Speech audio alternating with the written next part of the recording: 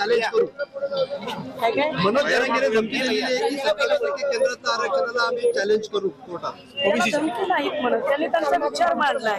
आपण त्याला धमकी वगैरे शब्द वापरून विनाकारण दोन समाजामध्ये तेढ निर्माण होईल अशी वक्तव्य करणं टाळलं पाहिजे। नारायण राणे म्हणतात की मराठा कुणबी वेगवेगळे, मात्र त्यांनी त्यावर मी सकाळीच सांगितलं की नारायण राणेंना ना मराठ्यांशी घेणं देणं न ओबीसीशी घेणं देणं आहे। शिवछत्रपतींची अस्मिता जपली पाहिजे असं म्हणणाऱ्या नारायण राणेंनीच मुळात शिवछत्रपतींची अस्मिता जपली नाही।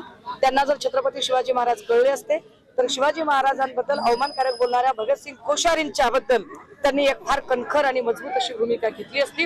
आत्ताची जी नारायण राणेंची स्टेटमेंट येत आहे ते फक्त आणि फक्त राज्यसभेची टर्म त्यांची संपत आलेली आहे। राज्यसभा कंटिन्युएशन साठी भाजपावर दबाव आणण्याचा त्यांचा प्रयत्न आहे। हे सगळं प्रेशर पॉलिटिक्सच्या टॅक्टिक्स आहेत, याच्या पलीकडे काही नाही। नारायण राणे किंवा त्यांची टिल्ली पिल्ली पोरं यांना मुळात कुठली वैचारिक भूमिका नारायणाची टर्म आता संपत आलेली आहे। नाही। आता दादा आमच्या यात्रेविषयी बोला ना ताई, यात्रेविषयी बोला।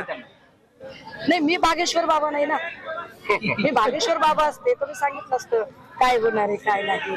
मी फार वैज्ञानिक दृष्टिकोन मांडणारी आणि वैज्ञानिक पद्धतीने राजा आणि नितेश राणे विरोधात गुन्हे दाखल होऊनही म्हणजे गुन्हे दाखल होते त्याच्यावर कारवाई का होत नाही?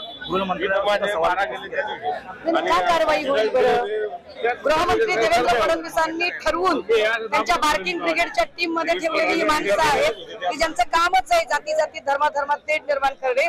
त्यामुळे सरकार पुरस्कृत दंगली घडवण्यासाठी नेमलेल्या नेत्यांकडून हे असंच वक्तव्य देवेंद्रजींना अपेक्षित आहे आणि देवेंद्रजीच त्यांना पाठीशी घालतात। त्यामुळे यांच्यावर काही कारवाई करणार। ईव्हीएमच्या विषयी तुमची काय भूमिका राहणार? ईव्हीएम वर आम्ही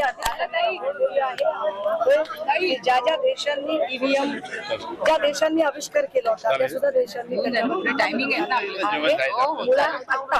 ज्या काही पद्धतीने एकूण व्यवस्था चालू आहे। जर भाजपाला एवढी गॅरंटी असेल, मोदी की गॅरंटीची जी टूम वाजवत आहे तुम्ही, जर मोदी की गॅरंटी असेल आणि हिम्मत असेल तर एक निवडणूक बॅलेट पेपरवर घेऊन दाखवा, बघू गॅरंटी किती आहे। एक शेवटचा प्रश्न आहे, केतकी जी काय म्हणते मी